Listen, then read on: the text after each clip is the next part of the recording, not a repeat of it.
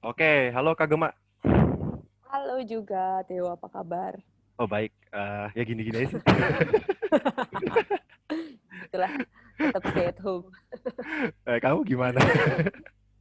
Ya begini nih, makin riwah jadi ibu di rumah terus.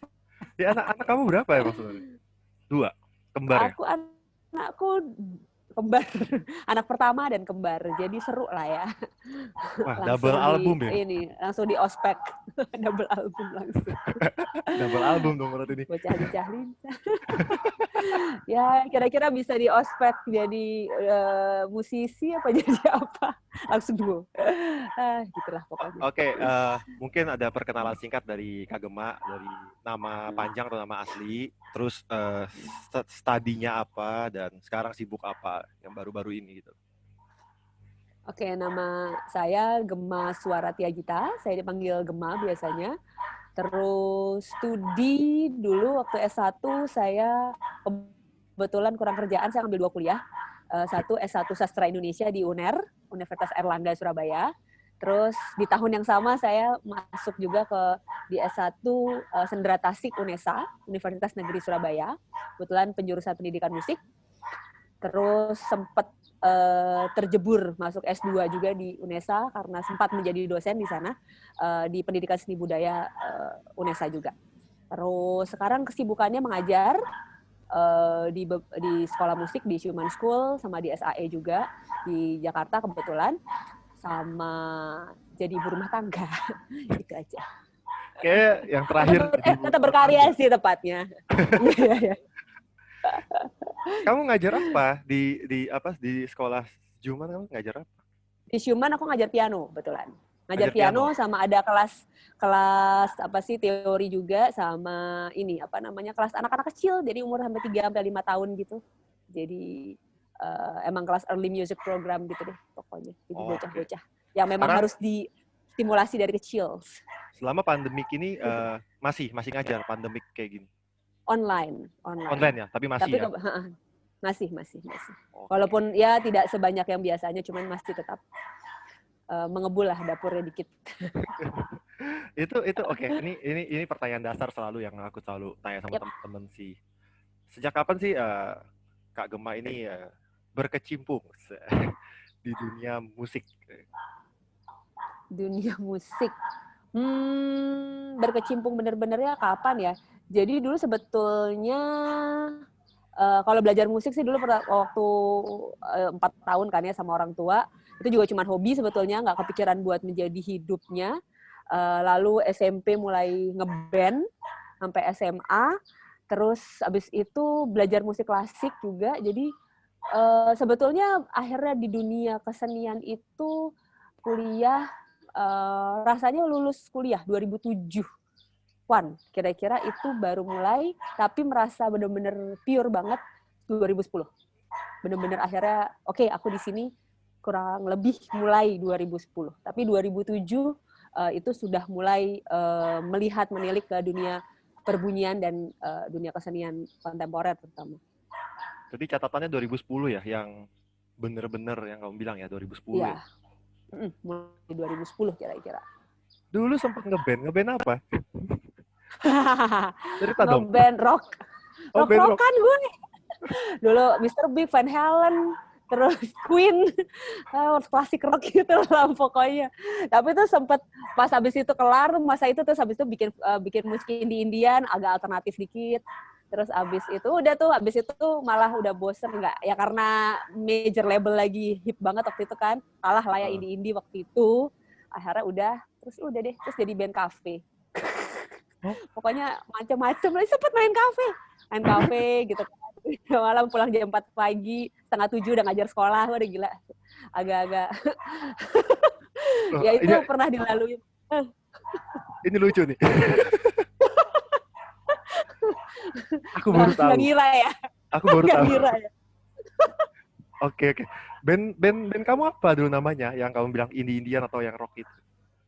Namanya, kalau rock-rockan sebelumnya. Terus kalau yang indie itu Flip Flop dulu. Kita sempat sampai MTV Band Blast kalau nggak salah tuh waktu itu pernah masuk situ. Nah itu sejak saat itu kan sering dijanjikan sama banyak produser, tapi akhirnya janji palsu. Terus ya udah karena kita orang Surabaya kan sering wah gila orang Jakarta nih gitu kan. Ngapresiasi kita produser yang keren lagi kan. Tapi Dapur terus habis itu rekaman. halu. Iya. Oh mau dibikin kompilasi, mau dibikinin album. Wah, yes, akhirnya halu. Ya udah. Bye-bye. Sampai udah bikin video klip, terus habis itu video klipnya nggak muncul-muncul juga, nggak jadi-jadi juga dieditnya. Ya udahlah akhirnya. Ya Itu sudah sekarang semuanya. sekitar tahun berapa? Tahun berapa ya dulu ya 2000 itu kuliah tanggal 2003 2002 sekitar situan lah kalau itunya sekitar segitu kali ya. Waktu kecil kan aku di Jakarta kebetulan. Nah SMP itu dibentuk band, malah satu band sama Endah Resa. Jadi waktu ya. SMP itu jadi kita tuh Endah kan dulu kan Green Teen apa sih nama Mr. Big, dia rock-rockan banget waktu zaman dulu kan. Terus habis itu ada Doni Sunjoyo juga basis. Nah kita dulu satu band waktu SMP gitu kan. Nah setelah itu barulah mencar sendiri-sendiri. Akhirnya nah SMA itu mulai lebih banyak rock-rockan, klasik rockan gitu. Kuliah akhirnya juga sempat itu kuliah itu di Surabaya malah zamannya Top 40, tapi itu saya kayak gue Top 40 sih gitu kan.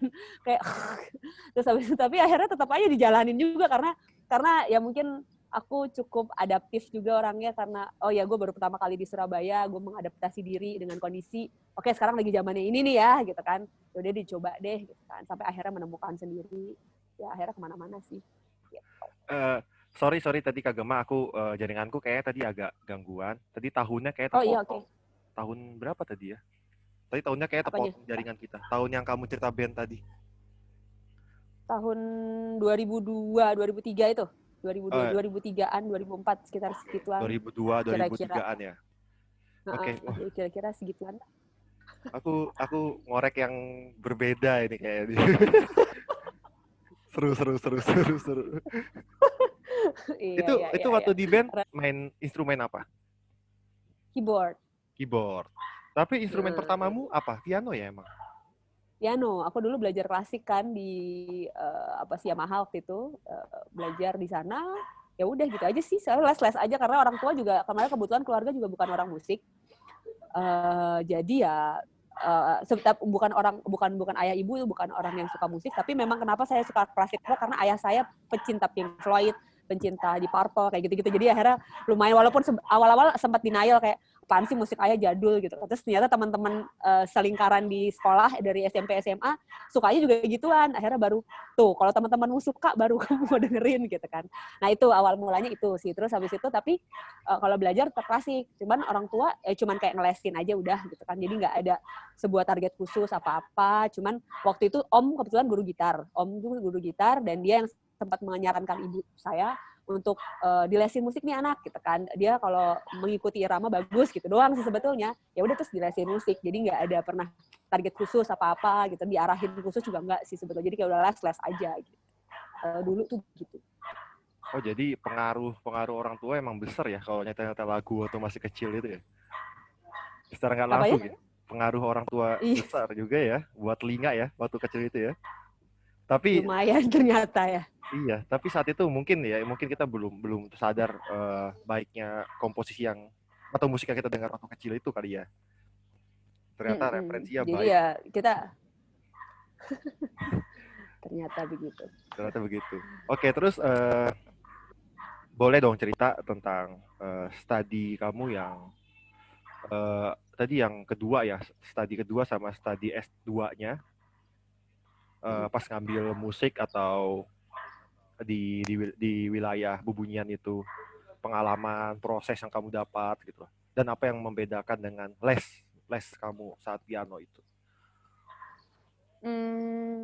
Itu proses yang ternyata berbeda tapi nyambung. Jadi kalau di piano bingung juga ya berbeda tapi nyambung. Tapi kalau di piano murni klasik dan yang dicapai itu kayak ujian-ujian internasional kayak gitu-gitulah ya.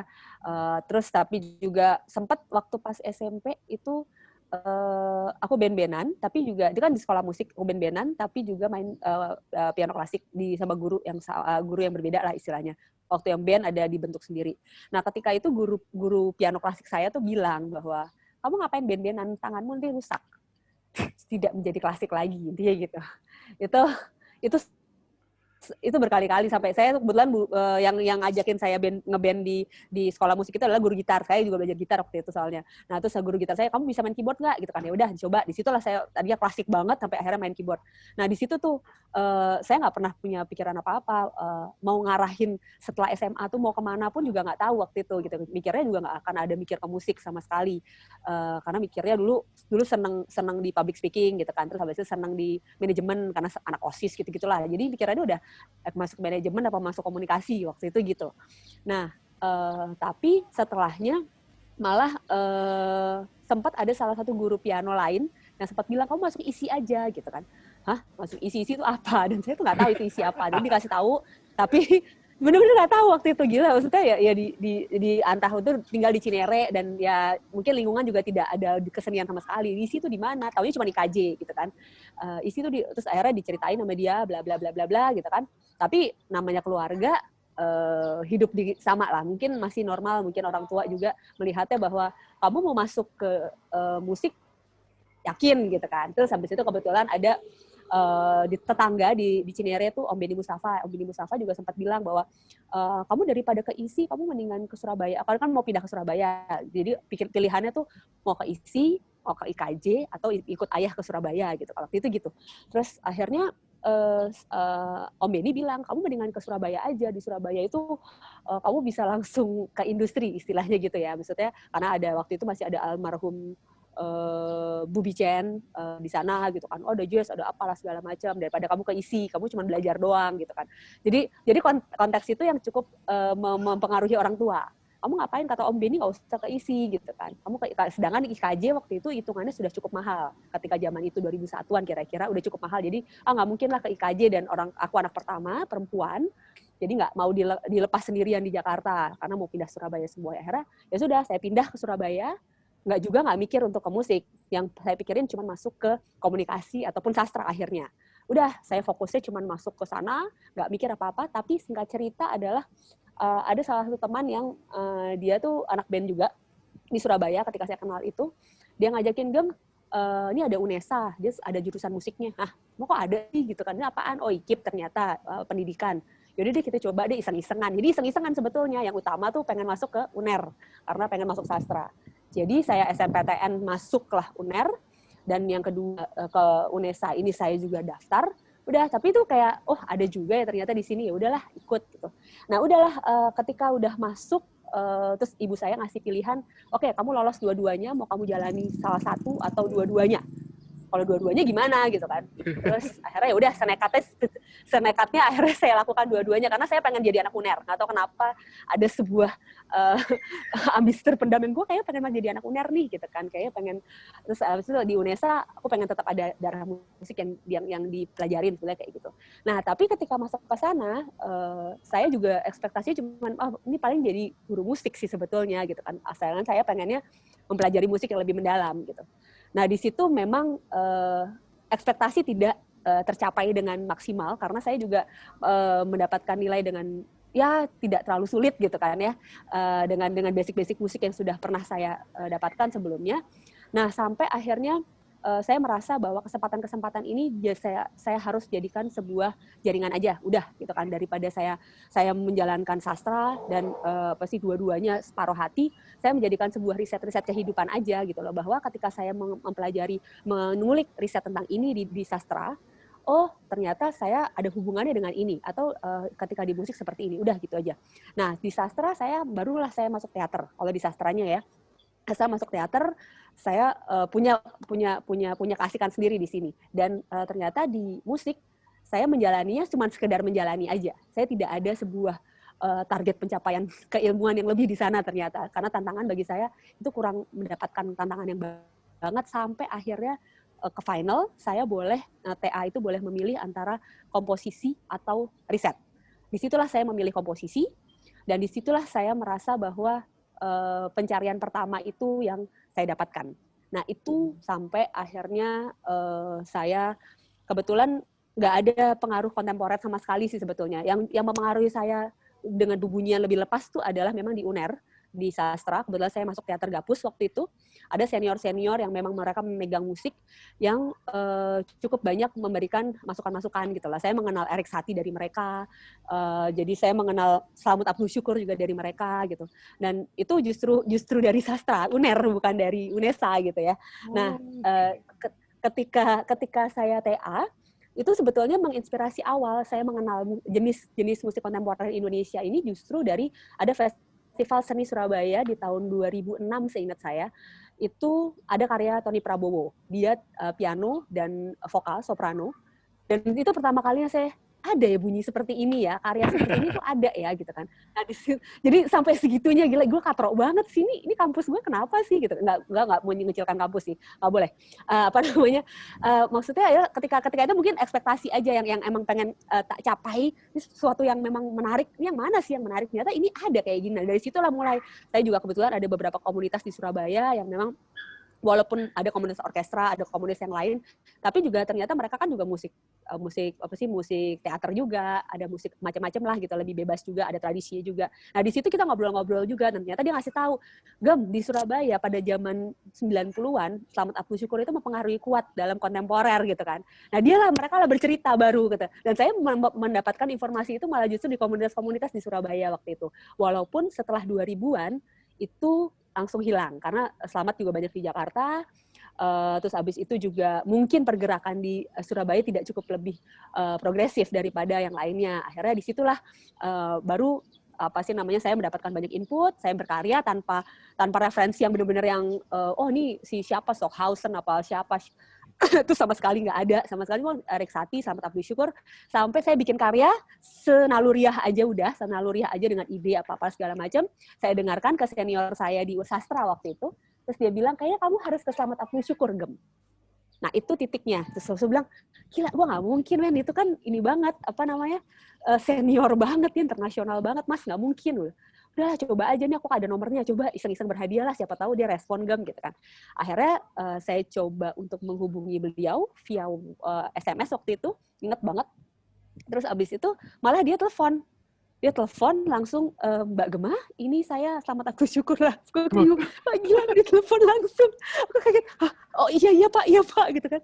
Terus dia mengatakan bahwa saya bisa bertemu hari ini kalau mau gitu kan. Saya ada di Taman Budaya karena sedang menonton pertunjukan, saya diundang pertunjukan waktu itu di sana. Saya lupa siapa waktu itu, beberapa musik sih kalau nggak salah. Terus habis itu udah disitulah langsung saya datang, nggak lama gitu kan, untung ayah saya ternyata tahu Slamet Abdul Syukur. Ayah almarhum tuh tahu, terus jadi saya ditemenin sama ayah inget kok gitu kan. Saya kira ayah ngasih tahu nih Slamet Abdul Syukur gitu kan. Ya udah kita duduk di depannya, udah gitu. Terus nggak lama kayak cuman pertunjukan kedua terus berupa lagu, terus Slamet Abdul Syukur ngasih tahu saya, Mbak, kita keluar saja yuk ngobrol di luar, saya bosan gitu. Kita keluar. Akhirnya keluarlah kita ngobrol di luar gitu kan. Dia udah nongkrong aja di luar gitu di pinggir Taman Budaya, kita ngobrol-ngobrol, dan di situ saya mengajukan istilahnya sebetulnya lamaran ya. Kalau bahasanya yang Slamet tuh selalu bilang bahwa saya tuh dilamar sama bapaknya Gemma. Jadi bapaknya Gemma melamar saya. Karena waktu itu memang posisinya saya minta beliau untuk saya mau konsultasi karya, sekaligus mau belajar sebetulnya gitu. Terus habis itu sama ayah, jadi kan kayak anak kecil yang kayak gue nih anak gue mau belajar sama kamu gitu kan ya, kayak gitu banget. Nah itulah awal mulanya akhirnya saya mulai konsultasi ke dia, sampai akhirnya saya belajar, dan TA berikutnya sampai ya udah itu sih sebetulnya itu awal mulanya sih di akhirnya saya bertemu beliau dan saya mulai tertarik dengan musik kontemporer. Kalau di permasalahan S2 itu sebetulnya lebih karena saya dosen dan saya harus S2. Itu aja sih sebetulnya, dan itu lebih. Tapi walaupun akhirnya saya juga ngambil tesis terakhir tentang konsep minimaxnya Slamet Abdul Syukur juga.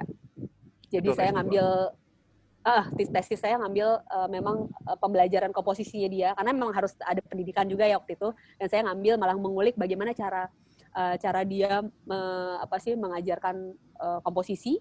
Waktu itu kan dia sempat ngajar di IKJ, di ISI Solo, sama di UPI Bandung. Jadi waktu itu risetnya ke 3 kampus itu, bagaimana cara konsep minimax dia dalam mengajarkan, karena dia nggak mau ada saklek ini kan, aturan-aturan dari kampus ya. Jadi membuat sistem sendiri, itu sih yang akhirnya tesis yang ku ambil waktu itu di S2. Gitu, singkatnya. Berarti, wah seru sih. Apalagi yang di bagian di teleponnya ya.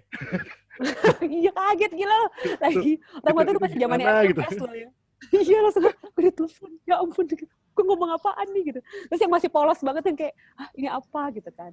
Dan dia, emang bertemu sama dia tuh harus siap mental. Ternyata saya baru sadar memang tidak semua orang harus kuat-kuatan juga sama beliau belajar gitu kan. Karena misalnya contoh sederhana ketika saya ngasih komposisi nih pertama gitu kan. Terus, wah untuk apa namanya? Untuk karya pertama cukup berani harmoni gema nih ya gitu kan. Terus dia bertanya lagi tentang apa gitu, terus habis itu dia bilang, wah tapi untuk calon pendidik Indonesia masa kayak gini aja nggak tahu, ini Gema bisa menyesatkan anak didiknya nanti ya. Hal-hal kayak gitu tuh akan keluar gitu. Kalau kita langsung, gila gue diginiin, aduh gitu kan. Itu udah bye-bye gitu. Itu akhirnya bye-bye juga gitu. Tapi karena aku pikir ya emang gue masih belajar, gue masih nol, ya udahlah gitu kan. Makanya dia sampai sempat membuat perumpamaan bahwa Gema itu bayi yang saya paksa minum bir. jadi dan itu wow gitu. Jadi benar-benar baru awal-awal gitu kan. Walaupun mungkin untuk usia, untuk pembelajaran termasuk telat karena udah mau lulus baru belajar ya. Tapi saya rasa saya nggak saya kayak ngeliat misalnya pas masa-masa apa saya udah lulus gitu, masih baru mulai terjun di dunia komposisi gini, terus habis itu saya ke Jogja terus barengan sama kayak Gembul, walaupun jadi nggak masalah, maksudnya emang saya baru belajar mau gimana lagi gitu kan ya. Jadi sama teman-teman yang memang di Jogja kayak Gigi apa segala macam, ya udah memang kesempatan saya ketika itu tidak ada di kampus untuk belajar secara concern, setelahnya ya saya juga nggak masalah di situ gitu. Jadi itulah yang saya memang belajar, bahwa Slamet selalu bilang memang di atas langit masih ada langit, dan itu yang selalu pikir ya belajar kapanpun dan siapapun, kapanpun dan sama siapapun dimanapun itu nggak, dan spirit itu yang akhirnya membawa saya sampai sekarang sih. Tetap nol aja dulu supaya bisa diisi terus. Tetap belajar ya, tetap belajar. Iya. Oke. Tapi apakah pertemuanmu dengan Pak Slamet Abdul Syukur itu juga salah satu saat kamu mulai tertarik sama eksperimentasi bunyi, atau kapan lebih tepatnya kamu lebih tertarik dengan eksperimentasi bunyi? Ketika 2007 itu saya setelah TA, itu kan saya mulai belajar. Belajar itu memang penjejelan beliau tuh banyak sekali. Jadi kayak misal Aeroson yang apa namanya karya soundscape visual gitu, terus abis itu selama 1,5 jam saya harus mendengarkan tuh kayak melihat ini apaan gitu, saya harus dengerin segini gitu, terus habis itu terus dengerin Stockhausen, terus habis itu ini apa gitu kan. Dan itu cukup membuat saya gila, ini kalau belajar sama dia tuh sebetulnya 2 jam ya, jatah belajar les sama dia tuh sebetulnya 2 jam. Itu bisa, saya harus menyediakan waktu hampir seharian, minimal 5 jam. Karena setelah les, setelah belajar, biasanya dia mengajak nonton konser, atau mengajak nonton film yang memang tuh sehari kita diskusi, terus ngajak Gema, ayo kita makan siang kemana, atau apa segala macam. Dan itu justru di luar kelas itu banyak hal yang memang menjadi wawasan-wawasan yang menarik ketika bersama Mas Sas gitu.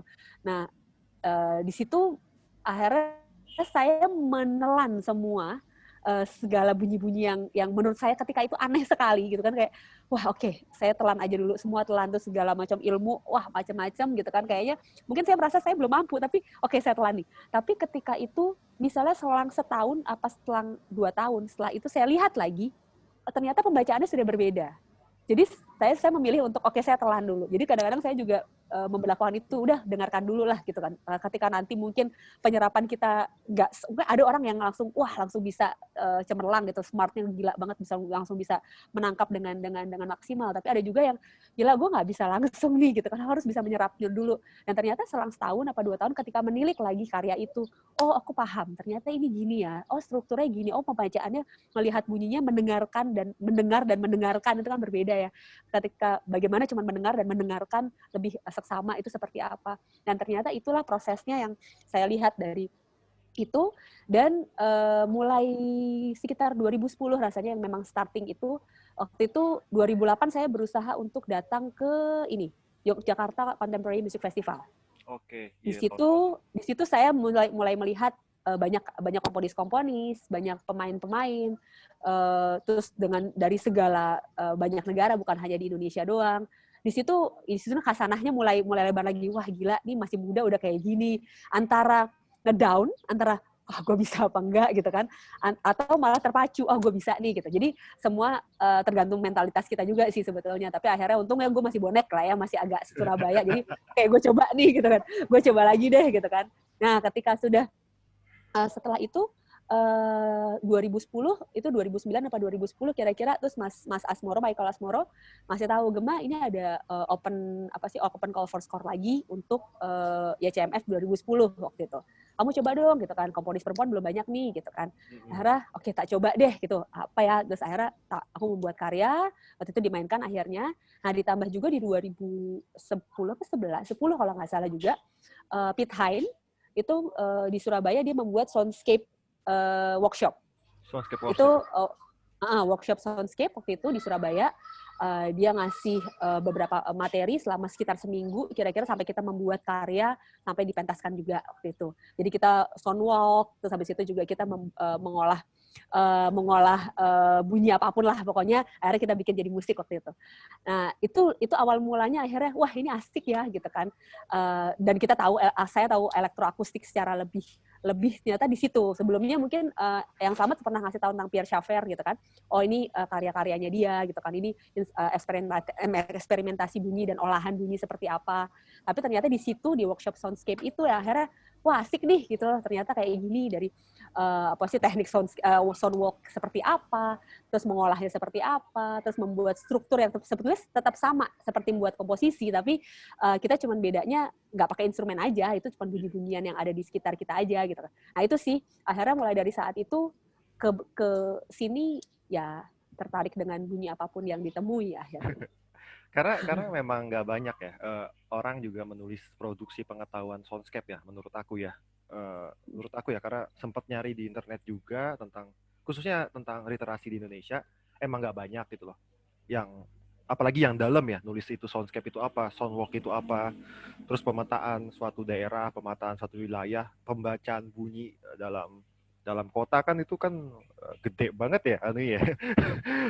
Kulturnya gitu loh, maksudnya kayak secara soundnya dibaca gimana, secara aktivitasnya gimana gitu loh, secara karakteristik ya, terutama secara karakteristik pasti beda juga. Iya menarik gitu. Berarti saat itu juga dengerin Thierry Henry ya, saat itu dengerin David Tudor juga ya, akhirnya telinganya ya. Iya. Ya mau nggak mau akhirnya itu yang akhirnya yang masuk juga kan ke telinga juga gitu kan, referensinya juga seperti apa ya. Ya itu dan akhirnya mempengaruhi juga bagaimana menstrukturkan karya, karena waktu itu juga pas soundscape itu apa sih namanya, tantangannya kan kita harus membaca Surabaya ketika itu juga gitu. Gimana kita munculkan Surabaya, kita tuh akhirnya pagi-pagi ke pasar Keputaran waktu itu, dan itu juga dan pengalaman yang menarik ketika gue udah siap-siap nih, udah bawa H4n gitu kan di mana-mana gitu kan, udah gitu, terus bahkan ke pasar mau ngerekam suara tapi orang-orang disangkanya kayak syuting, jadi kayak saya mau syuting ya mbak segala macam, jadi itu agak lucu juga sih. Terus tapi ya udah, mereka lagi motong-motong, pokoknya ya udahlah gitu kan ya, tetap aja merekam. Terus setelah merekam gitu, mungkin karena saya juga baru waktu itu pakai H4n, ternyata apa yang saya rekam itu baru pre-rig. Jadi akhirnya nggak kerekam. Ya. Wah itu bener-bener itu kesel banget sih sebenarnya. Itu arsip sound loh itu. Jadi pengalaman jadi itu belajar. Oke akhirnya. Ya itu kesel banget kan, udah jam 5 subuh berangkat. Terus habis itu masuk situ, ternyata kan kalau di H4n tuh kan ada pre-record, ada record gitu kan. Jadi akhirnya baru pre-record doang, kayak udah jalan-jalan tuh. Pas record malah udah yang bukan enggak lagi, jadi kayak kesel. Jadi itu akhirnya pas udah deadline, pagi-pagi akhirnya pergi lagi nyari-nyari segala macam, sampai akhirnya saya menemukan orang jual tahu tek-tek gitu kan. Tahu tek-tek kan karakter Surabaya banget tuh, terus dia ngomong ya orang karakternya Madura, saya rekam, semua orang ngomong jancu gitu kan. Itu emang akhirnya karyanya jadi Cuko-Cuki karena itu dari jancu sebetulnya. Karena cu itu kan sebetulnya sapaan kasar ya sebetulnya, tapi kebetulan sapaan persahabatan juga, cu apa kabar cu gitu kan. Itu kan juga jadi menjadi sebuah kedekatan sendiri di Surabaya, jadi wajah itu. Nah itu juga menarik ketika membaca kota. Gimana membaca kota ya dari bunyi iya. ya kan, membaca kota dari bunyi itu gimana caranya gitu. Akhirnya ya udah itu juga menarik sih akhirnya. Nah semenjak saat itu jadi kayak wah asik nih bunyi, wah rekam. Akhirnya jadi penjahat bunyi rekaman. Tapi Kak Gema, ada nggak masih arsip-arsip tentang praktik-praktik soundscape kamu? Kamu database nggak? Masih, tapi itu juga ada di hard disk, walaupun mungkin agak berantakan karena itu laptop yang lama, pindah gitu kan ya, jadi kayak masih ada sih sebetulnya. Cuman emang saya agak jelek di database lama, cuman jadi ada satu folder misalnya Zoom H4n waktu backup tanggal berapa, biasanya kayak gitu, udah drek. Tapi itu belum dinamain satu-satu, jadi kayak kalau nyari lumayan capek juga sih. Cuman yang pasti ada semua. Dari mulai perjalanan yang waktu itu sampai yang berikut-berikutnya. Lucu sih, mungkin kamu hadirkan di salah satu platform kamu atau di website kamu tentang perjalanan soundscape kamu itu, dan semua orang bisa mendengarkannya juga, jadi arsip gitu loh. Mungkin lucu. Mungkin lucu gitu loh. Atau boleh, salah satu album soundscape-mu tak rilisin boleh sih. Lah, udah nawarin. Boleh lah itu. Piacet ya, piacet. Boleh lah. Boleh. Boleh nih untuk mumpung lagi agak santai. Enggak santai juga ya. Iya, ingat loh. Iya. Oke. Tadi kita udah ngomong soundscape, kita ngomong tentang perjalanan kamu, bertemu sama Pak Slamet Abdul Syukur juga. Suara kedengeran kan? Suaraku kedengeran? Kedengeran. Ya. Nah, kedengeran. Aku mau tanya tentang karakteristik suara Surabaya. Walaupun tadi kamu udah jelasin, tapi mungkin yang lebih menjelaskan tentang dari perjalanan kamu merekam soundscape ya, dari praktik-praktik soundscape itu gitu loh, atau dari perspektif kamu tentang karakteristik bunyi di Surabaya itu bagaimana, dan ketika kamu ke Jakarta perbedaan apa yang kamu temukan gitu loh. Wow. Aku kalau tanya tuh gini. Surabaya. Ya, Surabaya itu kota yang cukup unik. Unik, nyentrik, dan nyelekit. Jadi, karena saya juga pendatang kan, 2001 saya ke sana. Itu saya merasa bahwa memang ada orang yang mengatakan pada saya bahwa Surabaya itu 5 tahun setelah Jakarta. Jadi misalnya sekarang nih Jakarta segini sini, 5 tahun berikutnya baru Surabaya. Waktu itu seperti itu. Jadi makanya ketika saya datang ke sana, mereka top 40-an, mungkin si Jakarta udah 5 tahun yang lalu. Nah, hal kayak gitu itu terjadi sekali. Jadi ketika saya pertama kali surviving in music contemporary di Surabaya, itu hal yang nggak mudah. Jadi mau menggambarkan bunyi seperti apa, saya agak bingung, karena ketika saya memunculkan karya, itu pertama kali karya dimainkan di Jogja, 2010 itu. Akhirnya di Soundscape, yang workshopnya Pete Hein pun juga kan kalangan terbatas aja, itu juga bukan buat publik banget waktu itu pas presentasi. Jadi ketika itu, saya pertama kali mengeluarkan karya di Surabaya justru 2012, waktu itu dapat dari Kelola. Dan itu justru hibah ya? tantangan hibah. Waktu itu empowering woman. Empowering woman waktu itu. Yang Ewa kelola buat perempuan lah ceritanya gitu. Nah, itu justru pertama kali saya menampilkan karya dan tanggapannya macam-macam.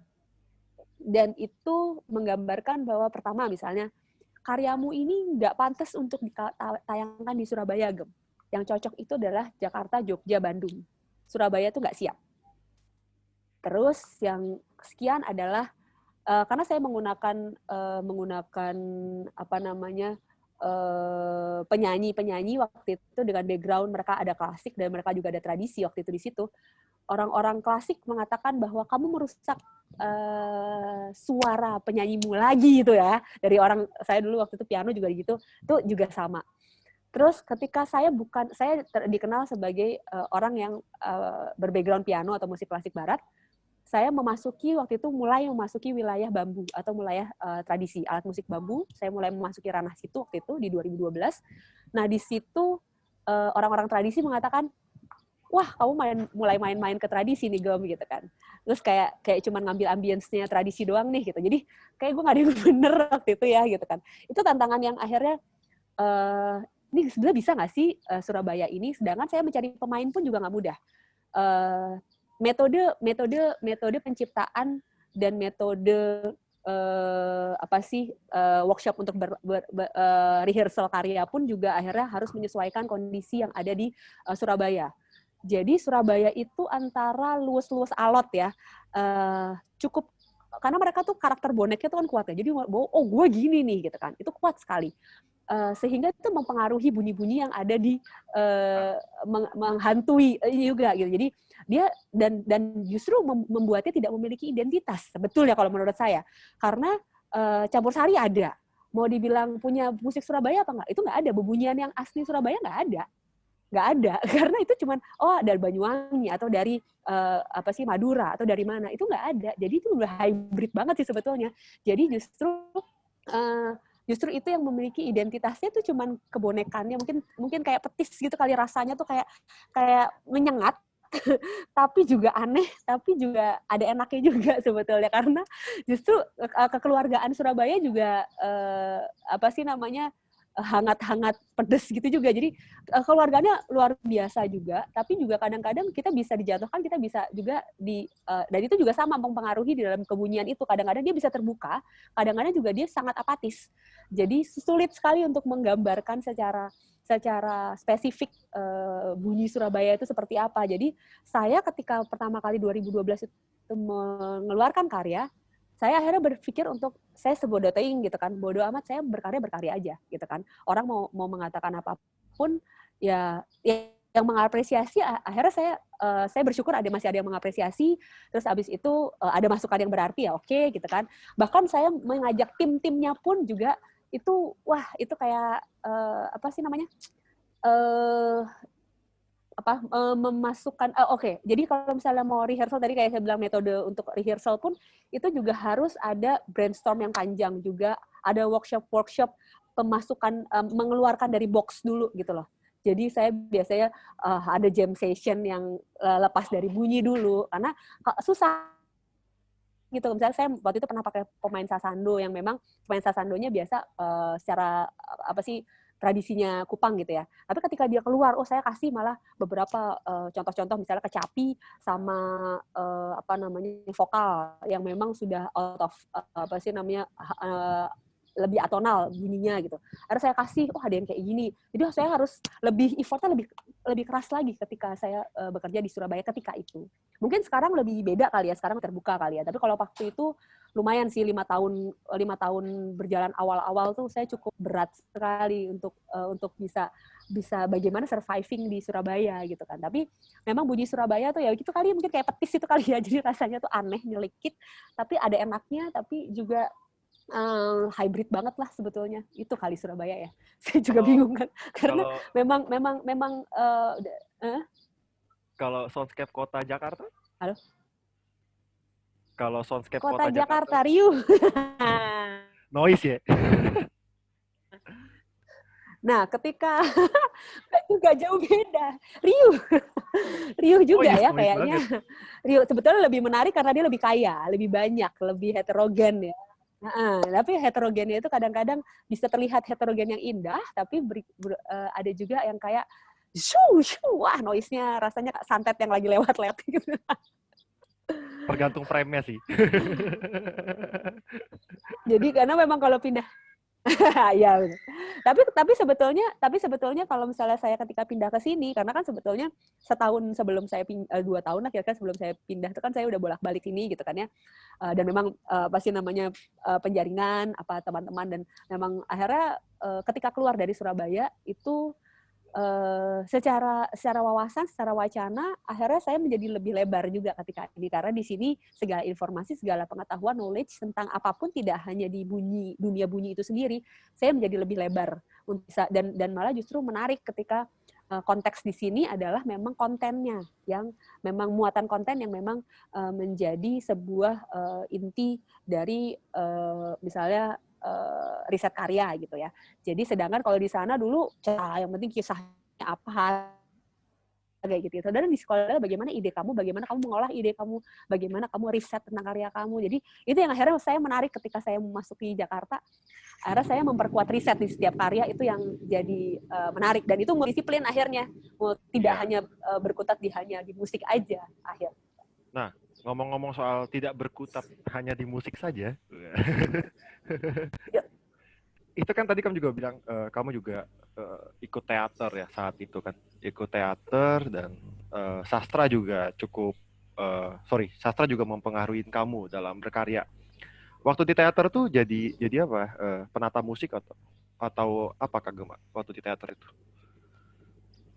Sebetulnya kalau waktu di teater itu saya sih nggak aktif banget, karena waktu pas zaman kuliah saya udah ngajar, jadi saya sibuk-sibuk dan segala macam. Tapi saya beberapa kali ikut proses, sempat sih casting dan dapat peran, tapi itu saya nggak pernah bisa latihan gitu. Jadi akhirnya saya nasibnya ke musik latar, lebih banyak ke musik sih. Oh, jadi ke musik. Tapi itu juga beberapa kali produksi aja gitu. Kalau di teater memang sebetulnya, kalau di teater Gapus waktu itu memang sebetulnya saya aktif banget juga enggak, memang jadi sesekali saya kalau bisa garap musik ya saya bantuin garap musik, kalau emang enggak ya saya cuma ngumpul doang gitu kan. Jadi karena diskusi mereka menarik juga gitu kan.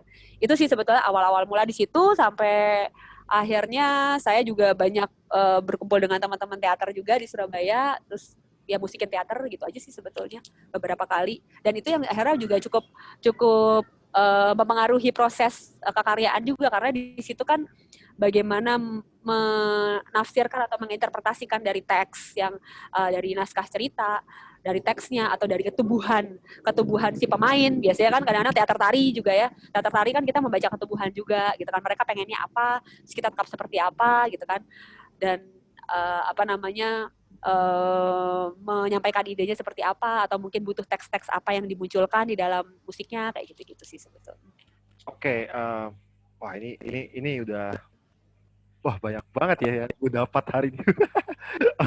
Oke. Waktu bersama Pak Slamet Abdul Syukur, ya kan, boleh cerita dong tentang proses-proses atau praktik-praktik berkarya bersama Pak Slamet Abdul Syukur ya saat itu. Baik itu temuannya, baik itu eksperimentasi bunyi yang kamu temukan selama proses berkarya bersama dia gitu. Itu boleh diceritakan. Kalau tadi kan perkenalan, terus bagaimana impresi kamu dan bagaimana pengalaman bertemu dan yang lain kan. Nah, ini lebih ke proses berkaryanya itu. Boleh diceritakan sih, karena pasti ada yang bisa kita dapatkan pengetahuannya juga dari proses itu gitu. Dan film apa tadi yang kamu tonton juga? Itu boleh ceritakan beberapa judulnya juga. Dulu waktu awal saya dikasih tugas untuk memilih 5 nada, dan saya membuat komposisi untuk 2 instrumen. Sudah hanya 5 nada itu, dan itu diolah dari situ. Nah, ketika itu pertanyaan saya menanyakan pada beliau adalah, kalau di kampus, misalnya entah di ISI atau di kampus-kampus konservatori musik lainnya, belajar musik dan komposisi itu cenderung struktural. Misalnya kita belajar dari teori musik, belajar kemudian ke harmoni, masuk ke instrumentasi, ke orkestrasi, itu semuanya ada runtut. Sedangkan mungkin secara praktek, saya di kampus saya sudah mendapatkan, tapi mungkin belum maksimal gitu. Jadi ketika itu saya bertanya pada Yang Sas, kenapa saya langsung membuat karya, diberikan tugas untuk memberikan karya. Nah, kenapa nggak melalui teori-teori itu dulu? Terus dia tidak menjawab secara gamblang. Akhirnya kamu berkarya, kamu menulis aja. Kamu menulis aja, kamu buat karya ini gitu kan. Dah. Nah, ternyata setelah prosesnya adalah ketika kita menulis karya dengan kasus pertama kali adalah 5 nada itu dan 2 instrumen itu yang saya pilih. Waktu itu kalau nggak salah flute sama oboe kalau nggak salah yang saya pilih, dengan 5 nada itu. Dari situ kita pertama kita belajar tentang instrumentasi. Kenapa kamu memilih flute? Kenapa kamu memilih oboe? bagaimana karakter flute, bagaimana range-nya gitu kan, bagaimana karakternya teknikal. Begitupun oboe, bagaimana cara meniupnya, bagaimana karakter ritmenya dan segala macamnya. Itu dari instrumentasi. Lalu bergeser berikutnya lagi adalah bagaimana dari harmoni. Harmoni yang terbentuk gitu kan dari waktu itu masih dua instrumen gitu kan. Misalnya ada dua harmoni ini masuk ke ranah harmoni yang mana gitu kan. Akhirnya masuk dari masuk akord mana, terus habis itu masuk ke kontrapung. Akhirnya kontrapungnya bagaimana kamu kontrapung alia ini gitu. Terus habis itu lagi teknik yang lebih macam-macam lagi gitu. Jadi orkestrasi juga gitu. Ketika oboe di sini, sama flute di sini, mana yang akhirnya lebih bisa terdengar dominan atau bagaimana karakter yang pas. Nah, bagi dia pembelajaran yang efisien adalah seperti itu ketika kita langsung praktek daripada kita terlalu banyak berteori lebih dahulu. Nah, sama seperti halnya juga pada tahap berikutnya ketika kita belajar masalah notasi. Ketika itu selalu bertanya misalnya kayak saya mau buku yang mempelajari tentang notasi-notasi abad 20 dong gitu kan. Tapi dia bilang kamu nggak perlu belajar kayak gitu. Kamu temukan saja simbolmu sendiri. Jadi dia tidak memberikan arahan bahwa kamu baca buku yang ini. Mungkin setelahnya dia memberitahu bahwa ini ada yang secara internationally tanda ini mengartikan gini, oh cluster tuh kayak gini, oh cara multifonik tuh seperti ini, apa segala macam. Nah itu memang dia kasih tahu setelahnya. Tapi sebelumnya kamu ciptakan saja simbolmu sendiri. Yang penting ada legendanya, ada performance note-nya yang memang diberitahu, diinfokan di situ bahwa ini menandakan ini, teknik ini kenapa, teknik ini gimana. Jadi disitulah Hera merasa teori yang praktis yang memang secara doktrinisasi ke saya secara pribadi sama Eyang Sas, dia malah justru membuat bahwa coba kamu ciptakan dulu sendiri, coba kamu terapkan dulu sendiri, sehingga independensi kita ini lebih kuat daripada kita harus bergantung pada simbol-simbol di luar. Nah, tapi setelahnya ketika kita mulai belajar analisa, misalnya mulai dari analisa Beethoven, mau analisa Bach sampai analisanya Stockhausen atau Rafael dan macam-macam.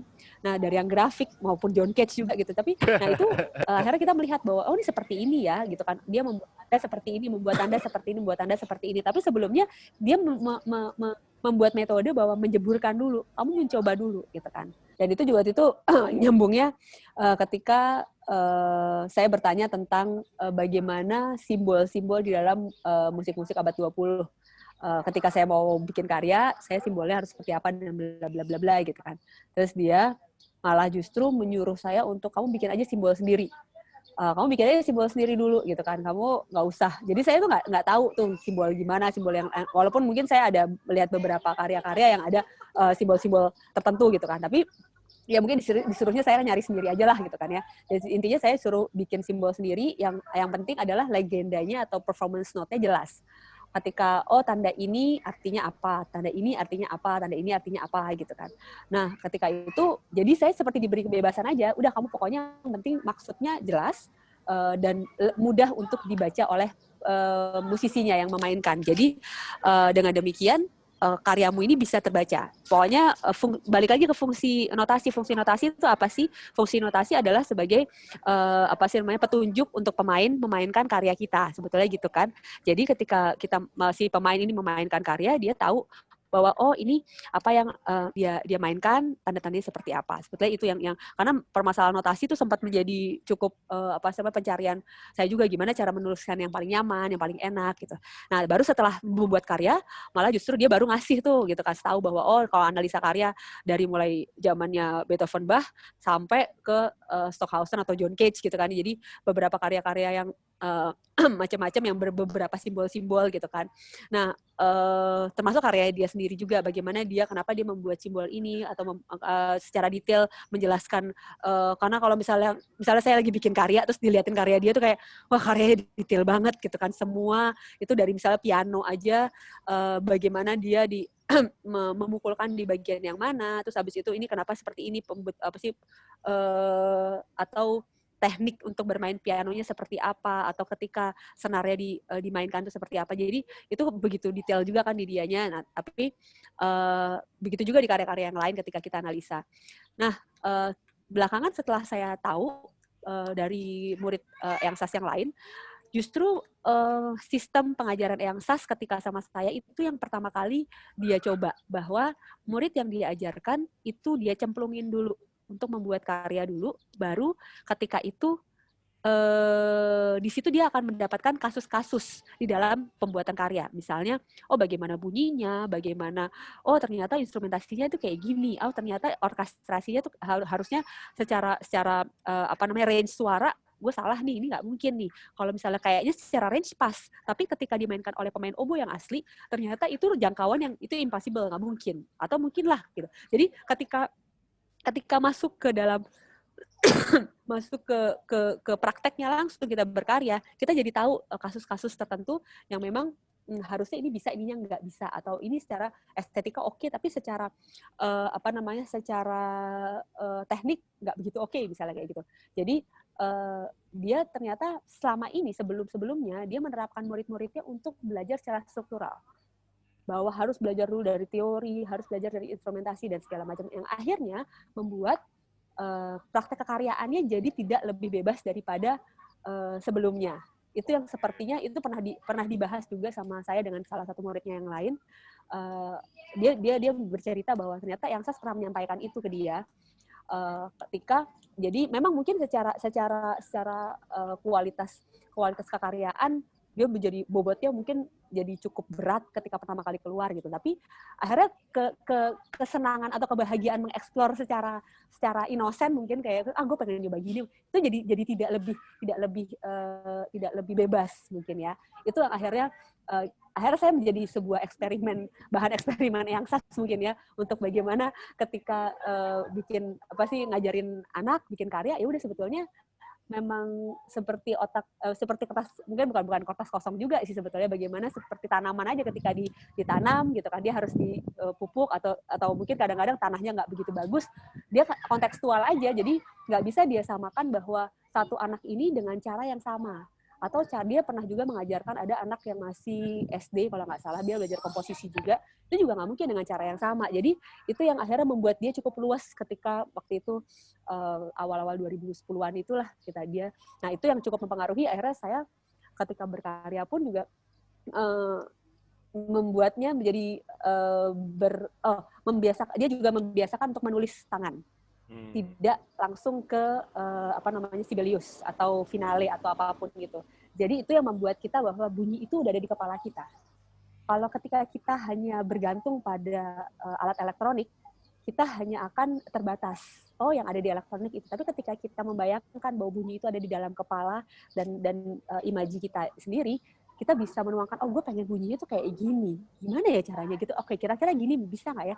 Itu yang akhirnya ketika menulis di tulisan tangan pun saya membayangkan bunyi, walaupun kadang-kadang mungkin awal-awal dulu, oh kok bayangan gue beda ya sama aslinya gitu. Tapi kan setelah trial and error kita bisa membuat batasan-batasan itu. Oh ternyata bisa ya, oh ternyata ini kayaknya ini bener, oh iya ini bener, oh ini gini, ini. Nah, jadi membuat karya memang butuh kayak meditate sih kalau menurut saya sih. Kayak self-healing sendiri, jadi harus bisa tenang, walaupun kalau sekarang nggak begitu bisa tenang ya. Cuman tetap aja itu sebuah pencapaian yang memang ketika membayangkan bunyi itu, walaupun memang sebelumnya sudah ada struktur, sudah ada sketsa yang dibuat sebelumnya gitu kan, tapi tetap aja juga ketika membayangkan, oke, pas bagian ini gue pengen gini, kira-kira gimana ya? Gini, enggak oke gitu. Jadi ketika itu memang bunyi itu harus ada di dalam benak dan pikiran kita. Itu yang memang yang Sas. Jadi kalau membaca partitur pun juga gitu, kadang-kadang coba kita bisa membayangkan nggak ini bunyinya seperti apa, walaupun kadang susah orkestra gitu dia bisa membayangkan. Memang kalau kita kan kadang suka bingung ya apa, mungkin bisa, cuman ya pasti bleset-bleset lah gitu. Tapi itu memang latihan dia seperti itu, latihan bagaimana juga membaca dan mendengarkan misalnya karya, terus kita bisa mendengarkan. Nah itu latihan-latihan yang memang banyak banget sih sebetulnya dari yang kalau film banyak juga, tapi ya apa ya, lupa juga film-film tuh dari mulai, aduh aku lupa banget deh. Kita tuh dulu nonton konsernya King's Speech, festivalnya Bach. Dari mulai festivalnya Bach, kita ngomongin masalah aransemen. Jadi dari nonton konser kayak gitu aja kita ngomongin masalah aransemen kan. Aransemen tokotannya si Bach dari versi yang ini, versi yang ini, versi yang ini gitu kan. Jadi itu aransemen aja dari video gitu. Terus abis itu film, kalau ingat-ingat lagi deh. Kok lupa sih. Karena banyak banget juga kan waktu itu filmnya udah macam-macam juga. Kadang-kadang film pendeknya temen ada gitu, misalnya siapa gitu ya.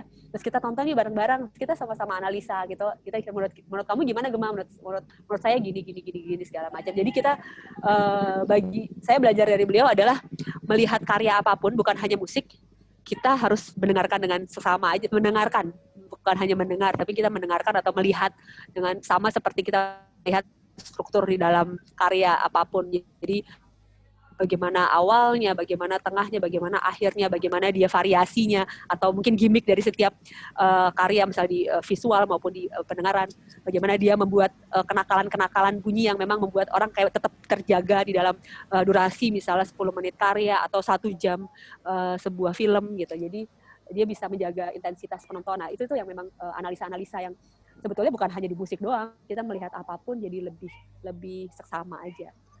Sebenarnya yang aku dengar tadi juga ini termasuk proses kamu membuat komposisi akhirnya ya, proses-proses kamu Iya, buat bisa dibilang. komposisi, proses-proses kamu berkarya juga. Berarti ada bikin grafik skor Kak Gemma? Bikin sih, ya biasanya akhirnya sekarang lebih banyak kayak gitu sih. Ada di share grafik skornya? Belum kayaknya. Dulu sih aku lupa waktu itu pas kayak jarang-jarang nge-share ke skor sih. Ada kali ya? Lupa gue, enggak sih. Kalau dari dulu sih memang ini sih. Tapi kalau baru mulai belakangan, kayak mungkin setahun 2 tahun belakangan, 2-3 tahun belakang baru mulai agak rapi. Jadi saya baru sadar kemarin waktu pas misalnya disuruh bikin presentasi gitu, terus habis itu saya ngeliat lagi partitur gue pada kemana. Jadi habis setiap pementasan selesai, itu kan kadang-kadang terus habis itu udah gitu. Misalnya kalau dimainin lagi sih nggak masalah, tapi kalau pas lagi udah nggak dimainin lagi, terus habis itu partitur yang ini di mana ya? Gitu. Berarti itu memang itu agak PR sih, memang harusnya tuh nggak boleh. Aduh kacau. Pengarsipan penting. Tapi memang kebanyakan memang saya pakai grafik sih. Pakai grafik ya. Iya, memang itu lagi PR. PR banget. Kak Gemma, ini boleh ceritakan dong tentang karya yang kamu bareng Pak Slamet ya. Selumun Slamet. Yang Pak Slametnya menampilkan komposisi gelandangan dan dia berduet sama kamu kan saat itu. Iya. Ya. Atau nih kelihatan nggak fotonya yang ini? Nah. Yes, oke. Iya itu. Boleh ceritain dong karya itu. Aduh. Gile. Kita ingatkan kembali. Pengalaman Yahut banget sih itu. Ya itu emang karya yang cukup kontroversi pada tahun 98 waktu itu kalau nggak salah sih. Itu pertama kali ditampilkan oleh Mbak Marti itu pertama kali. Saya nggak tahu pertama kali lupa ditampilkan di mana, tapi itu saya tahu yang berperan di perempuannya adalah Mbak Marti, anak angkatnya dari Yang Sas. Nah, tiba-tiba ketika kami dari pertemuan musik itu menyelenggarakan Suman Selamat, kami memilihlah mencari karya-karya yang kira-kira paling bisa dimainkan oleh orang-orang dekat kita lah sebetulnya. Karena waktu itu rencananya akan ditampilkan di Surabaya, Jakarta, sama Jogja. Nah, akhirnya keluarlah salah satunya adalah Gelandangan karyanya. Nah, di Gelandangan ini memang cuma 2 orang, terus dia langsung mengatakan, oh saya bisa main, tapi kalau membawa Mbak Marti dari Jakarta ke sini agak susah gitu kan. Gimana kalau Gemma aja gitu kan. Waduh gitu kan. Oke, akhirnya disitulah mulai situ. Oke, saya sih kalau hal kayak gitu memang suka tertantang karena saya juga suka teater kan. Jadi akhirnya udahlah, oke, cobalah, gue juga mau lah gitu. Walaupun akhirnya setelah itu agak susah karena saya waktu itu juga jadi istilahnya jadi pimpro waktu pagelaran itu, tapi saya juga harus main juga gitu. Nah, tapi ketika proses itu saya baru karya Yang Sas, memang karya itu banyak sekali improvisasi, tapi improvisasi yang dimainkan itu tidak hanya sekedar improvisasi. Yang saya menekankan ketika kita melakukan improvisasi itu akhirnya harus diingat dan tidak hanya sekedar seenaknya. Jadi merasakan bagaimana dinamika dari bunyi yang akan dilakukan, terus abis itu bagaimana perspektif waktunya juga, timing, waktu dan saat yang memang harus muncul di dalam karya itu, kapan saya melakukan ini, dan itu juga memang harus waktu yang tepat sekali dan merespon dari setiap bunyi yang dikeluarkan. Itu cukup senonoh kalau orang umum.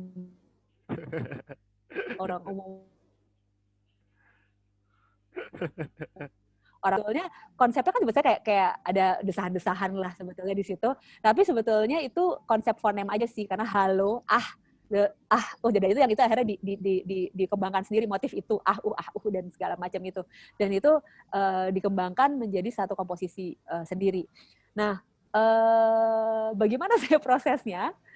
Itu ampun-ampunan kalau misalnya pertama kali mengeksplor, mungkin bagi saya yang pernah ada di teater, ya udah explore aja gitu kan. Tapi Eyang Ses langsung bilang bahwa Gemma, kamu terlalu teatrikal, kamu kurang menyelami, mungkin kamu harus nonton Blue Film.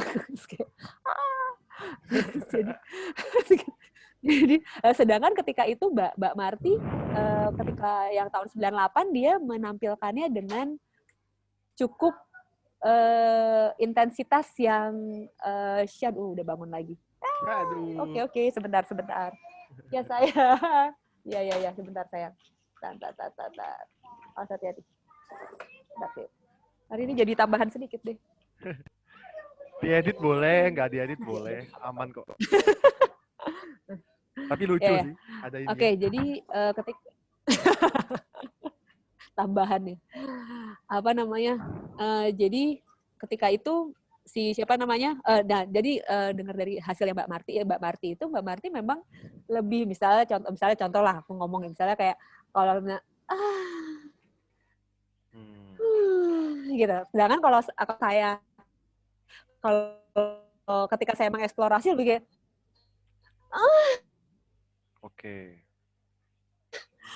jadi bagi Slamet itu terlalu teatrikal gitu kan. Sudah saya bayangkan bahwa improvisasi hal seperti itu harus bukan kayak gitu. Coba ulangi lagi, coba cari lagi eksplorasi. Tapi itu hal yang kayak gitu. Dan itu tapi menarik juga sih. Jadi kayak ini cara dia mengulik bunyi itu seperti ini. Kalau dulu itu Mbak Marti nggak pengen mengumpat. Nah kalau akhirnya saya dipaksa untuk ngomong jancu. Nah, ngomong jancu, tapi kalau jancu karena asli Jakarta, jancu Surabaya nggak keluar. Saya bolak-balik disuruh latihan ngomong jancu. Kamu belajar nih, ini ngomong jancunya bagus. Sampai ngomong jancu aja saya harus belajar sama orang. Ngomong jancu yang benar, udah itu. Jadi itu luar biasa juga sih dalam ngolah itu. Waktu di Jakarta yang lebih gila lagi. Lebih gila lagi ya. Karena jancu itu Surabaya, kita harus menyesuaikan dengan Jakarta. Jadi akhirnya gitu. Jadi itu yang harus keluar. Dan itu last minute. Jadi waktu itu kita nggak latihan, kita lagi rehearsal. Terus Eyang Sas langsung bilang, Gemma kayaknya kalau jancu nggak relevan dengan kita tampilkan di tim ini. Kayaknya kita harus ganti. Apa ya kalau Jakarta ya? Itu kali apa sih nama-nama hewan lah. Itu nggak, janganlah, jangan hewan nggak boleh. Ini aja langsung. Wow, gitu kan lagi. Ya udah akhirnya keluar aja udah. Namanya kita kalau bagi saya sih akhirnya performer ya udah.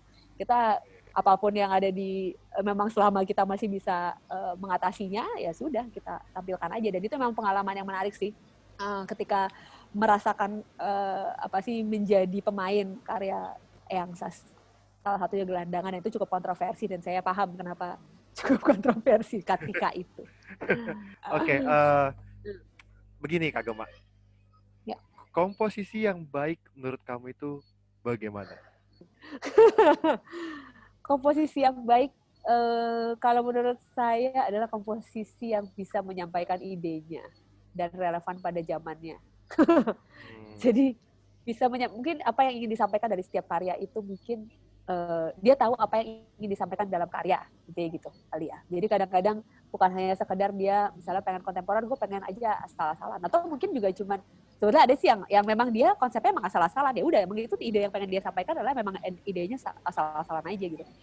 Jadi mungkin ya menurut saya rasanya sih adalah karya yang memang bisa menyampaikan apa yang ingin disampaikan di dalam karyanya dan ya relevan pada zamannya ya. Ya, bagaimana kamu melihat produksi pengetahuan bunyi di Indonesia ya mungkin saat ini gitu loh. Secara yang bisa kita konsumsi dengan baik, bisa kita pelajari dengan baik, bahasa gitu. Baguskah atau bagaimana impresi kamu melihat tentang pengetahuan yang terjadi sekarang gitu loh.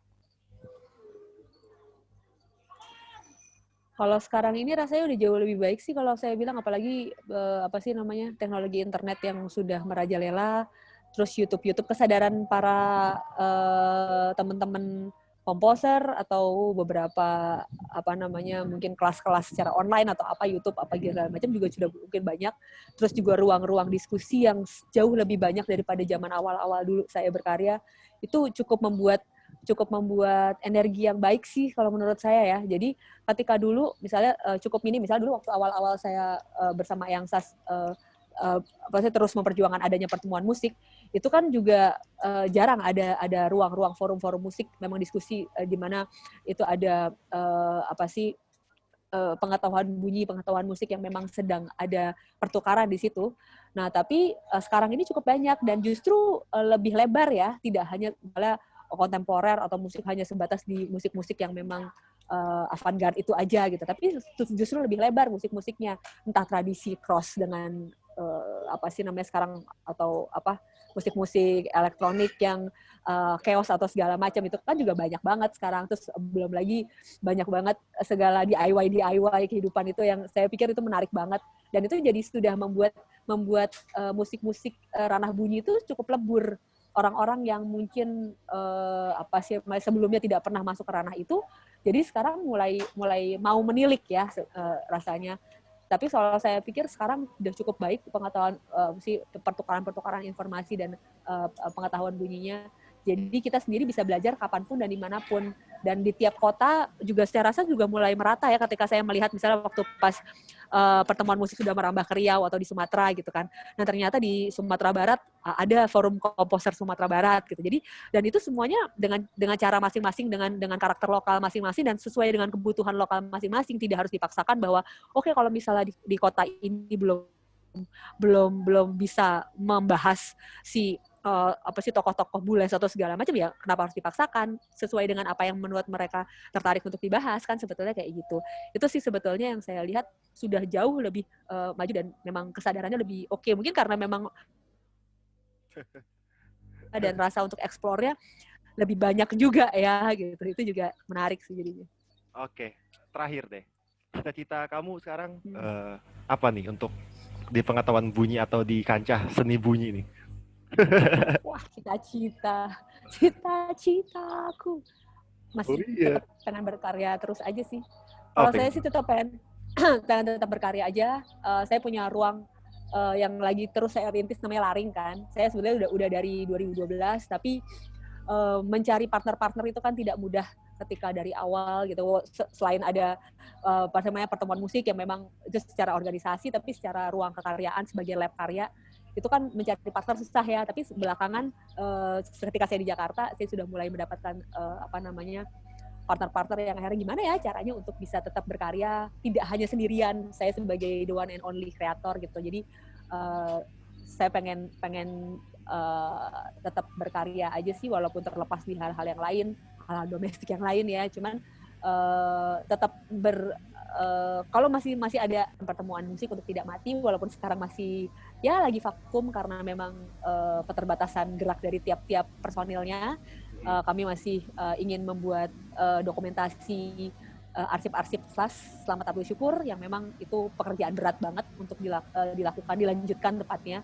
Tapi semoga itu ikhtiar kita bisa terus terlaksana. Sebenarnya kita juga ada buku sejarah pertemuan musik yang sebetulnya udah dari tahun 2016 itu hampir mau di-launching, tapi masih ada beberapa data-data yang belum selesai, dan semoga bisa segera deh diselesaikan. Jadi memang ternyata menulis itu susah, menulis itu memang butuh waktu sama sih sebetulnya sama bikin karya ya. Karena kalau bikin komposisi itu kan juga butuh ketenangan, butuh energi yang besar juga. Nah, energi yang besar. Jadi ketika menulis, walaupun kita tahu nih bisa nih sebetulnya, cuman ya waktu juga gitu. Ya Gitu sih sebetulnya. Tapi yang pasti kalau cita-cita nggak pengen berhenti berkarya sih, itu aja. Oke. Dan semoga juga karya bisa bermanfaat bagi orang banyak. Ya wes kalau gitu semoga ngomongan ngalor ngidulku bisa bermanfaat juga. Makasih banyak loh, serius. Dan menjawab pertanyaan juga. Ya, sama-sama banyak, juga. serius, thank you. Ini aku matiin sukses dulu recordnya. Ya, sukses terus Theo dan Muara Suara dan teman-teman semua. Oke, siap.